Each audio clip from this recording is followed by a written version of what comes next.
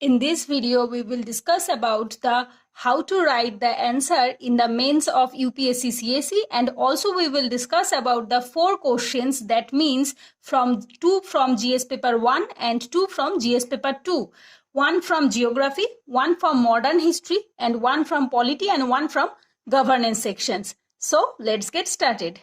Hello everyone, I am Pooja and you watching me on UPSC with Pooja. How are you all? I hope all of you are doing well. Please stay home, stay safe. As you all know that this disease has no cure at this moment, so we have only way to stay at home. So let's get started. Before starting, please subscribe my channel and hit the bell icon so you never miss out any of my new videos. And also please join our Telegram channel UPSC with Pooja, and you can also join our group which is related to this channel, and you can also ask your queries in the group. I will try to clear all of your doubts. And please join our new channel GSD's IS preparation. This is also a good source for your preparations. So let's get started. So first we will discuss about the how to write the best answer in the UPSC CSE mains in GS paper 1 and GS paper 2. Here we will start from the tips which you have to keep in mind when you are writing the mains answer writing. Number 1, read the question 2 to 3 times and understand the code demand and also underline the keywords. Here you have to read the question, that means 2 to 3 times, and you have to understand it properly. What is the demand of the questions and what they want to know from you. So you have to underline the keywords. What does the mean by these keywords, and you have to understand the code demand, the actual demand of the questions which has been asked in the questions. So in the first you have to read the questions 2 to 3 times, and then you have to underline the keywords. Number 2, for the beginners, first jot down all the points related to that topic and revise it again and again. Then you are going for the writing. For the beginners who they have just started their preparations and writing their mains answer, I will recommend them first jot down the all important notes related to that topic, then revise them, memorize them, then on the next day you are going to write the questions. But for the full-fledged students who have been preparing from last 1 year and have strong base in their GS paper, write the answer directly. If you have enough preparation for the GS from the last 1 year or 6 months, then you can skip this part, jot down of answer at that moment, and you can write the answer directly. Then number 4, make separate notebook for every GS paper like GS 1, 2, 3, 4, etc. I will recommend you, please make 4 GS paper booklet separately, because it will help you to revise all the things before the exams. So make a separate booklet for every subject or every GS paper, and make the short notes for the GS paper mains answer writing. Then number 5, follow Insight Secure initiative to write answer. Try to write at least 2 to 3 questions every day for beginners and 5 to 6 questions for prepared aspirants. I will recommend you to write at least 2 to 3 questions every day if you are a beginners, and if you are a prepared aspirant from last 1 year, you have to write at least 5 to 6 questions every day. And you can also write from Insight Secure initiatives. Here the Insight Secure platform will give you the 5 to 6 questions every day, and you have to write it down, and you can also copy paste it in the comment sections, or you can also make a PDF, and you can also upload it on their comment sections, and they will evaluate your copy, and the peer group of your many aspirants will also evaluate your answers. Then number 6, first read the question properly and make the short notes for them and revise them on that day within 3 to 4 hours.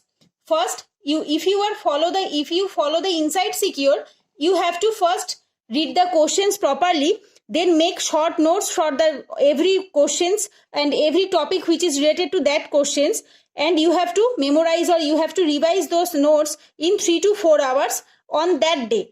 I am not telling you to write the questions immediately. I am telling you first jot down every topic of every notes, and then revise this or memorize it in 3 to 4 hours. Then number 7, write those questions on the previous days, on tomorrow or next day, without revising or seeing them again.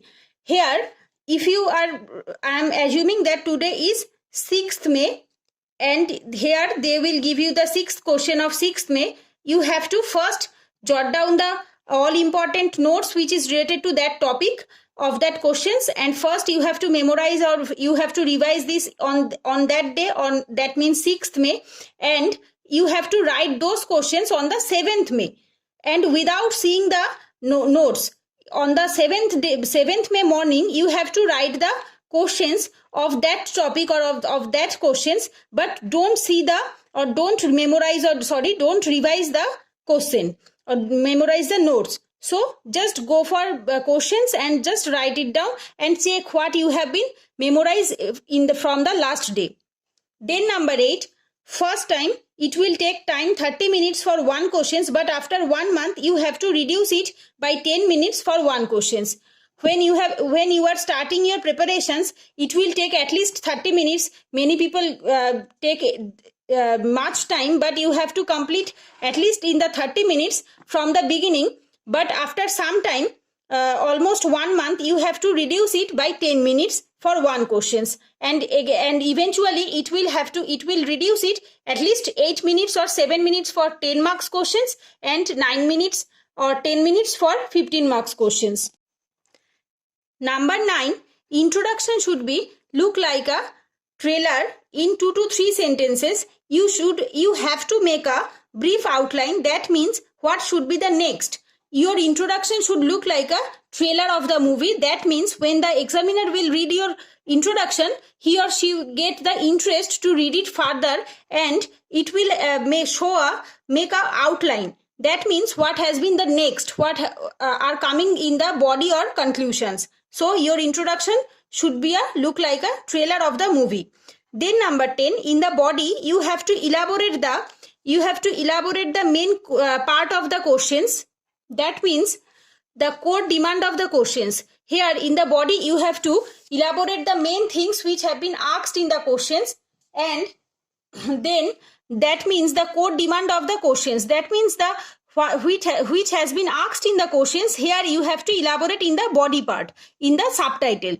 Number 11, write in bullet point, diagram, flowchart, maps should be presentable so that examiner can find everything easily. In the 11 sections, write in bullet point. You can write in bullet point. You can also make the diagram. Then the flowcharts. You also make the flowcharts. Then the maps. You can also write the maps in the right side of the notes. Right side of the paper. But your answer should be look in a presentable way so that examiner can find everything easily. If he or she have to find in a more complicated way, then he or she can get less interested in your answer. So your answer should be look like a presentable way. Then number 12, underline the important report quotes, keywords, data so that it make eye-catching. The examiner will catch it easily. So for that you have to underline the report which has been published by the government, the quotes by some recognized personalities, then the keywords which have been asked in the questions. When you are write the keywords in the answer, you have to underline it. Any data which is related to that topic and published by the government, this topic you have to underline it. Then number 13, answer should be in a proper part or paragraph. If question has 2 to 3 parts, you have to write the answer in 2 to 3 parts and mention the every part name in a subtitle format. If your questions have 2 to 3 parts, you have to give the answer it in also 2 to 3 parts. That means in a proper part or paragraph, right? Then number 14, in 15 marks questions, introduction, body plus conclusions in 10 marks questions can be written in a 1 to 2 parts as per the question demands. In the 15 marks question, you have to start with introduction, then came body, then conclusion. But in the 10 marks questions, you can skip the 3 part. You can write it in the 1 or 2 parts as per the question requirements. If the question requires 2 parts, here you have to write it in a 2 parts. But if the question is only 1 part questions, then you can also write it in a 1 part. But this is only for the 10 marks questions. But for the 15 marks questions, you have to write the introduction, body and conclusions. Then 15, conclusion should be in a positive and have way forward or solutions. Conclusion is the marks fetching area, so don't summarize the whole answer. Include some unique things, solution, initiatives, interesting for the examiner. In the conclusions, here you have to give the solution, way forward, or any positive tone or positive conclusions which is the interesting for everyone. So for the conclusion, you can give your give any government initiative, or you can give your solution, your positive tone, or your way forward which has been taken for the government. So here in the conclusion, please don't summarize the whole things. But some questions demand the summarization, but some questions demand the solution or initiative. So as per the question demand, you have to decide the question needs summarization or the question needs any solution or way forward. But try to give some unique things in the conclusion so that you can get a good marks in the mains. And also, here I have already discussed this. Some extra tips, that means focus on handwriting, presentation, language, spelling mistake, and also time limit. Handwriting, here handwriting does matter in the mains paper, because if your handwriting is not so good and it is not so visible by the examiner, you after writing a good answer, you will not get a good marks. To get a good marks, your handwriting should be look like a presentable way, and should be a neat handwriting. Don't make it dirty on the exam paper. So your handwriting should be a neat and clean. Then the presentable way, your answer should be look like a presentable way and it is easy to read by the examiner. Then language is also matters, because in which language, your language should be in a simple lucid language which is used in the NCERT books. Then spelling mistake, you have to avoid the spelling mistakes. Sometimes spelling mistakes can reduce your marks. And also time limit, you have to keep in mind the time limit, because many people when they give mains mock test in the home, they can make it 3 hours to 5 hours. So you have to concentrate on the time limit and you have to give the proper time for every questions. Then practice 2 to 3 questions every day and evaluate by teachers, mentors or peer groups. Here the evaluation process came. If you want to self-evaluate your answer, you can also do it by seeing the model answer of any toppers questions or anything. But you can also evaluate it by your teacher, mentor or any peer group. But if you don't have any of them, you can also evaluate your answer by yourself by seeing the model answer or by seeing the explanation of the questions. Then give full or subject-wise mains mock test at least 25 to 30. Before mains and after prelims, you have to give 25 to 30 full mock test or subject-wise mock test in a time-bound manner. Please give full mock test, at least 10 to 15 full mock test, and subject-wise mock test is 10 to 15, so that you are well enough in the mains answer writing, and you have to give at least these mock tests for the mains preparations. So today we will discuss about the 4 questions from GS paper 1 and GS paper 2, which I have already told in the beginning of the video. That means 2 questions from GS paper 1 and 2 questions from GS paper 2.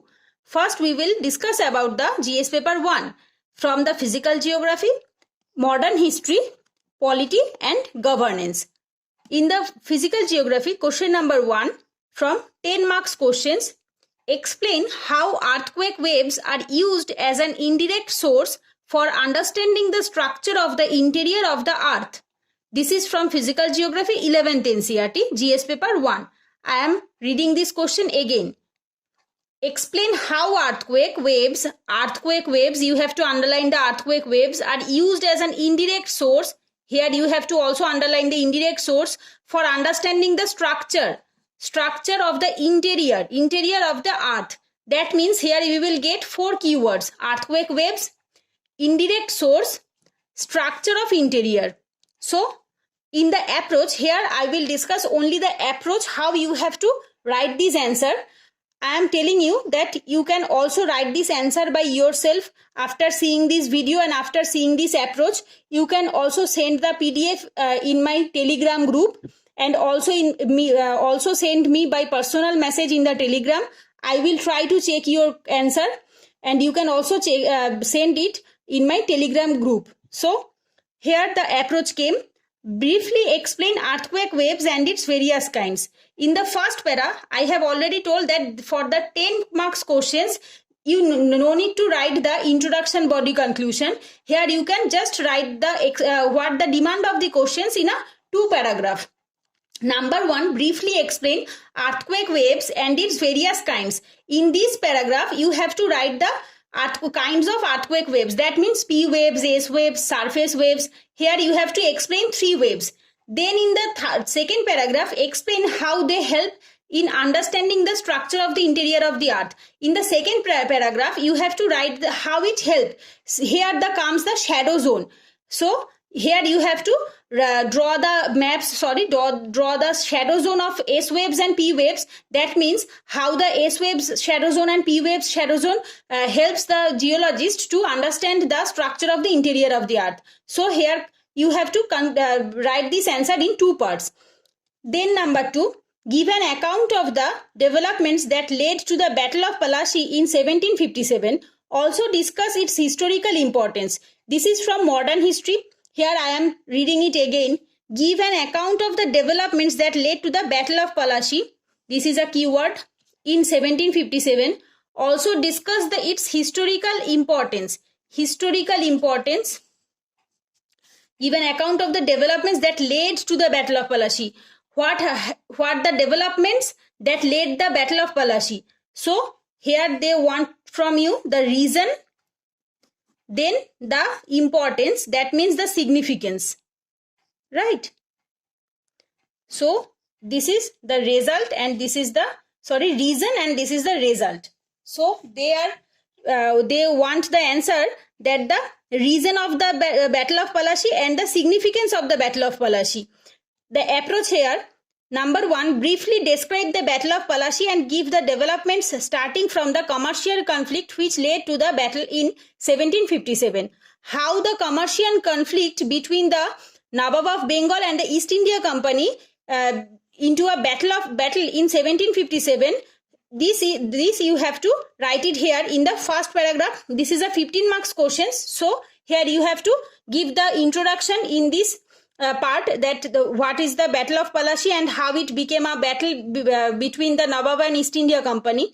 Then in the second paragraph, that means the body, discuss the historical importance of this battle, highlighting various consequences of the battle leading to the British conquest of India in the future. In this body paragraph, you have to write the consequences which have been happened in the after the battle and how it paved the way for the Britishers to conquest India in the future. So here in the body you have to discuss this. And number 3 is conclusion. Conclude accordingly in brief. Here come the summarization. I have told you that this is depend on the questions, that the question need a way forward or the question demands a summarization. So here you don't have to give a way forward or solution because this is the history subject, and you cannot give a solution because this is already happened in the past. So here you have to give the summarizations that this is totally happened and this is how it conclude, and for that what has been done in the future for the Britishers. So for the 10 marks questions 150 to 200 words, and for the 15 marks questions 250 words. Then we will discuss about in polity questions. Number 1, enumerate important privileges enjoyed by each House of Parliament collectively and its members individually, and also discuss their significance. This is from GS paper 2, polity section, Parliament, Lakshmikant book. The sources is Lakshmikant, here sources 11th NCERT, and here, sorry, I have not discussed this. Old NCERT Bipan Chandra plus India's struggle for independence Bipan Chandra. This question source is old NCERT and the India's struggle for independence. But if you want to read it from Spectrum, you can also read from Spectrum. Then enumerate the important privileges. Here I am again reading it. Enumerate the important privileges. This is a keyword enjoyed by each house of parliament, collectively and its members individually, and their significance. This is also a 15 marks questions. This is from the Lakshmikant Parliament chapter. Approach. Give a brief introduction regarding parliamentary privileges. In the introduction, first you have to write what is the parliamentary privileges. You can give a quote unquote for the parliamentary privileges, what has been mean by parliamentary privileges. Then mention the collective privileges available to each house of parliament. Here you have to write the collective privileges available to each house of parliament and mention the individual privileges available to them as well. So this is the body. This is introduction, this is body, and this is conclusion. So here you have to give a subtitle. That means the collective privileges and the individual privileges. When you are writing in the body part and the body part consists of the two sections, then you have to give the subtitle like A and B, or Roman 1 or Roman 2. So you have to give the subtitle collective privileges and individual privileges. Then in the conclusion, discuss the significance of these privileges. So they also want to know that the significance. What are the significance? That means importance. What are the importance of these privileges and how it affect the constitutions? So you have to give the significance or the importance of the privileges. Then number 2 questions. This is from governance sections. Explain the structure and functions of the National Commission for Backward Classes. What is the significance of recent changes made in their status? This is from polity, but this is also from current affairs. Because in 2018-19, the NCBC, National Commission for Backward Classes, has its amendment, and it given a statutory status to the constitutional status. So the question came, explain the structure and function. This is a keyword, structure and function of the National Commission for Backward Classes, NCBC. What is the significance of recent changes? Significance of recent changes made in status. GS paper 2, governance section, polity 6th edition, Lakshmikant, NCBC. It is not included in the 5th edition because this is an updated chapter, and this is also available in the 6th edition as a NCBC, National Commission for Backward Classes. Approach. In the introduction, briefly discuss the origin and recent changes in the status of NCBC. In the introductions, they want to know briefly discuss the origin and recent changes. First, you have to give the origin, that from when it has been started, and recent changes. That means what has been changed in 2019 in the status of NCBC. That means statutory to the constitutional body. Then discuss the structure, composition and function. In the body part, in the body part came 2 parts, right? So you gave A and B, or Roman 1 or Roman 2. Here it came structure, composition, function. So A, B and C.